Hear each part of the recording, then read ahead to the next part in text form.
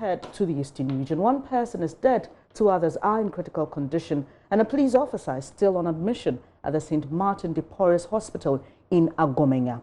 Now, this follows yesterday's clash between residents and the police over a disconnection exercise being conducted by the Power Distribution Services (PDS) in the area.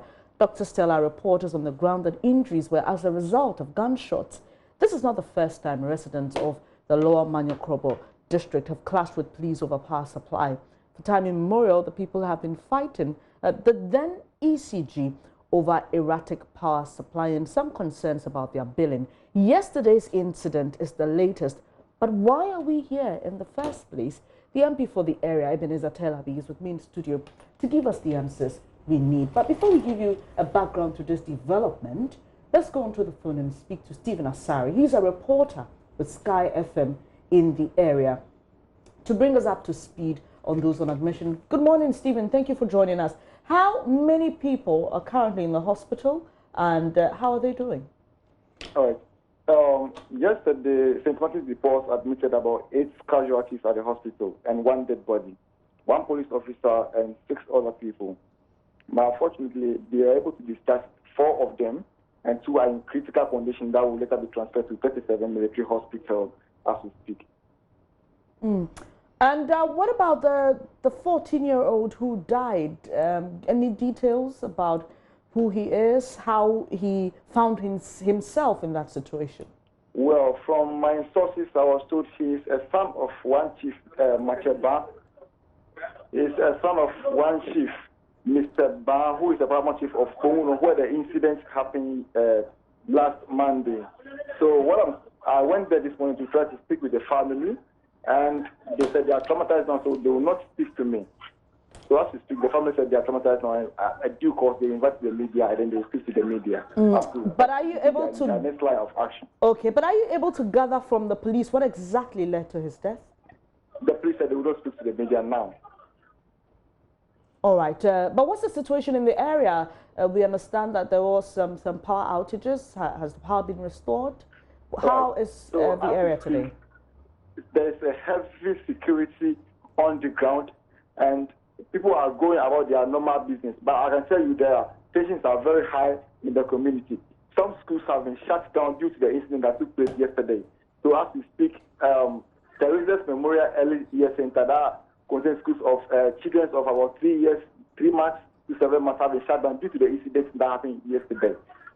Thank you very much. Stephen Asari is a journalist with Sky FM, and he's following up on that incident in Manyakrobo for us, unfortunately leading to the death of a 14-year-old who we are now learning is apparently the son of a chief in the area. But let's come to the studio now and get some answers from MP for Lower Manyakrobo, Ebenezer Telabi. Good morning, sir. Thank you so much. I can imagine you may have been inundated with calls, but this problem has festered for a long time. What exactly is the cause of this? Well, thank you very much. I think the issue is very simple, and we shouldn't be where we are today. It's a very straightforward issue. ECG brings bills. The people realize, the bills were outrageous. They suspected, issues with billing. They complained. Committees, were set up. They came out with some findings, which confirms that there were problems with the billing system. There was a roadmap for, people to pay because the electricity, they were using electricity, and somehow, what they were expected to do, they were supposed to go, continue with consumer education. I mean, sensitizing the people, telling them and getting them to understand, issues about billing, and then, make sure that they pay their bills. But then after the interaction with the people once or twice, they went to bed, and then only to surface after a year, with police, that the people should come and pay their bills. Otherwise, they are going to be disconnected. And they found it strange.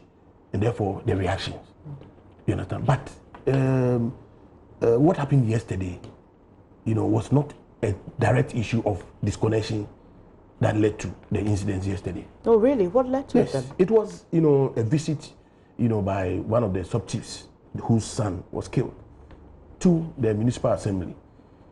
Ostensibly to, wanting to ask because of what, the police did in his area, in his community about 3-4 days ago. He decided to go and see the municipal chief executive for some explanation. Because according to him, the way the police, were shooting left, right, it threw a lot of people into the bush. I mean, old ladies running away and things like that. So he decided to go to the MC in the morning as a chief. He doesn't walk alone. If the chief is going to, is going out to visit somebody, goes with and interact. So people followed him. When he got there, the MC left the office and then they called for police.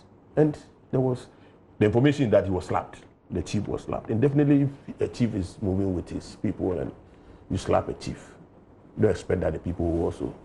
So that was how the whole thing started. And therefore led to the shooting, which I found, very unnecessary. Okay, there's a missing link in the story. When he was slapped, the chief was slapped. Well, I'm not too sure about it. Okay, but you were told, reportedly, allegedly. Yeah. What was the reaction of the youth? Because we are told by the PRO, Eastern Region PRO for the area, that there was some force and they had to return that force. They were pelted with stones, and so they had to react to I that wasn't force. there, but you see, I have footages that I can show you. The police succeeded in cowing the people, made them sleep on the bare floor. And therefore, for them to come and tell us that they were pelting stones, I have, I don't rule that out. But I can imagine how people who were made to sleep in the open could all of a sudden start pelting stones, leading to, reinforcement and other matter shooting. We understand that happened after they were picked up. They picked up. And then the school that you said was closed. If you go to that place, you could see bullet wounds all over on the school building. On the school building. You can see it. As MP for the area, definitely you've said that this is not the first time. No.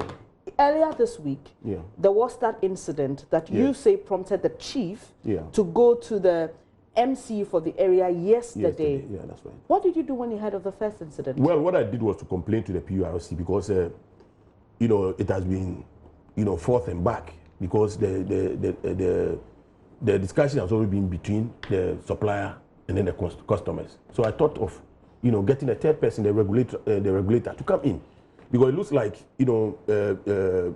the suppliers have also taken a stance. Some from, based on wrong, assumptions that the people don't want to pay electricity bill and things like that they are peddling around, which is false. Nobody has said that we are not going to pay electricity bill. Well, I have heard somebody say that. And his claim, let me just bring this in. His claim. Wait, let me finish with what I'm saying. Okay.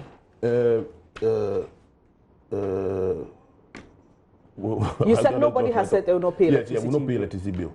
You understand? And therefore, I decided to, rope in the PURC. I went to PURC with a petition, which was accepted. And when was this again? That was on Monday, Monday that the thing started.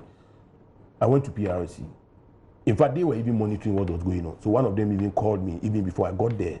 Right? I sent the petition. All right. We had arranged to meet, stakeholders. There was a particular group that they didn't even want to see. I said, no, they are not the mouthpiece of Lower Manyakrobo. I'm the MP. We have the Kono. They were all involved in the discussion.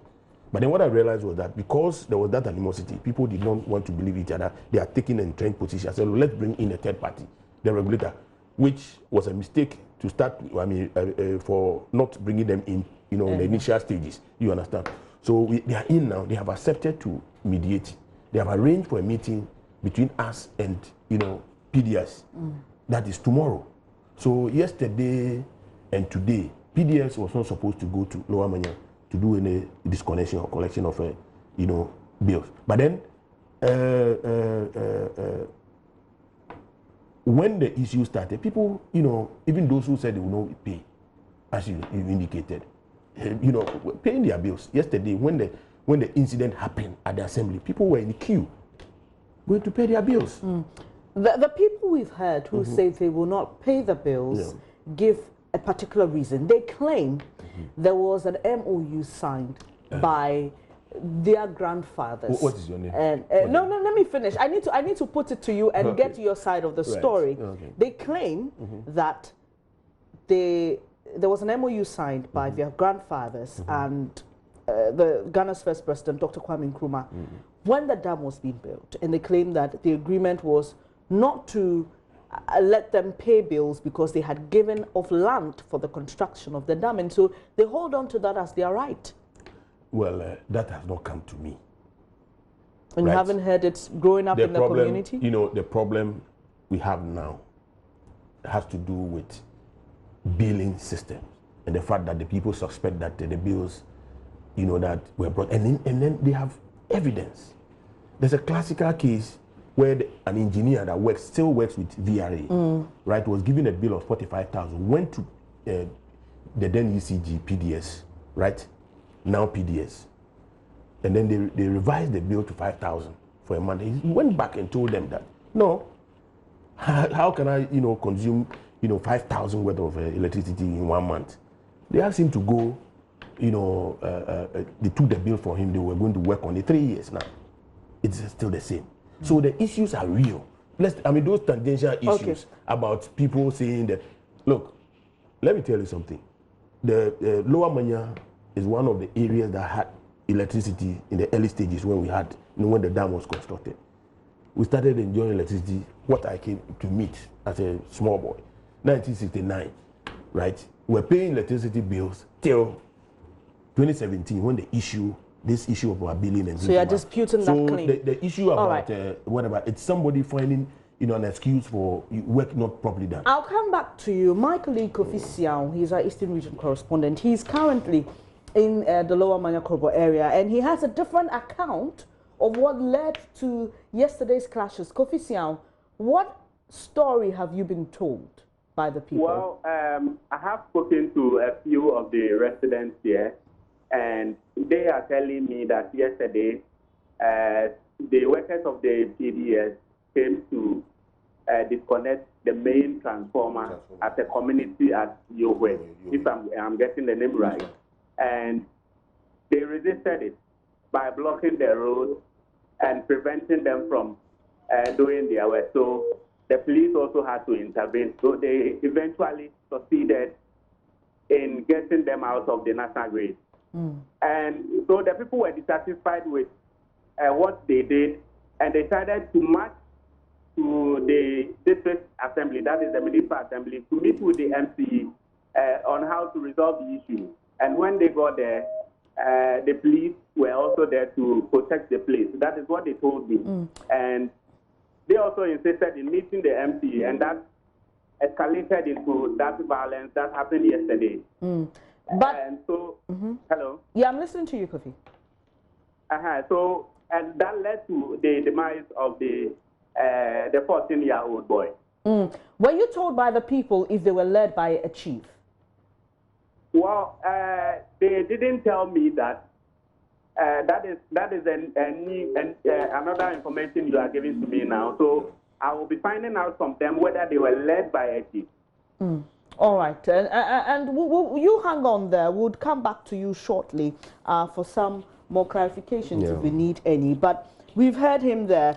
You say the chief was just going to the municipal assembly because of an earlier incident, but we're hearing now that there apparently was an attempt to disconnect the main transformer, and that's what led to... Yes, I mean, that can be a coincidence in the sense that the chief, the one who went to the MCA, comes from another community, that is Bunguno. And where the transformer was disconnected is Yokwino, which is quite a distance apart. So it can be sheer, you know, coincidence that happened, and then the chief also had already decided to go and meet, you know. So I'm not ruling out the fact that some of those people could join the chief.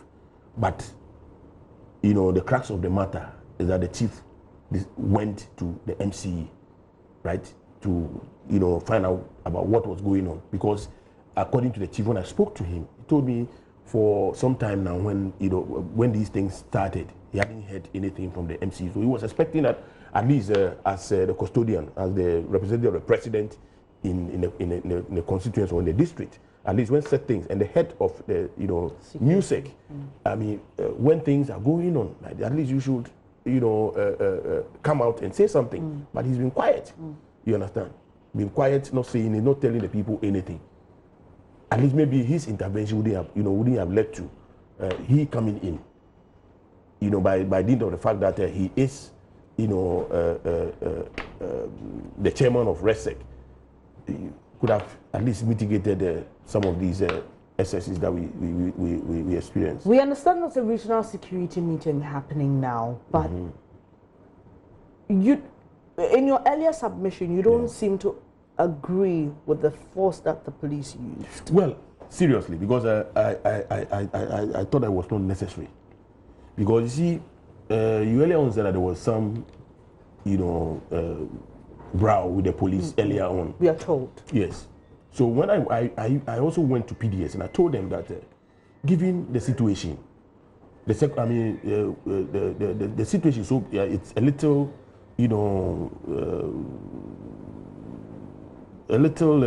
unstable in the sense that we not too long ago we had, some young, youth demonstrating when the lights were taken off about 3-4 days were in darkness, and they did not understand why they should be in darkness. So they decided to embark on demonstration. The police went in there, and in fact, the outcomes were, distasteful. I mean, they shot some of them.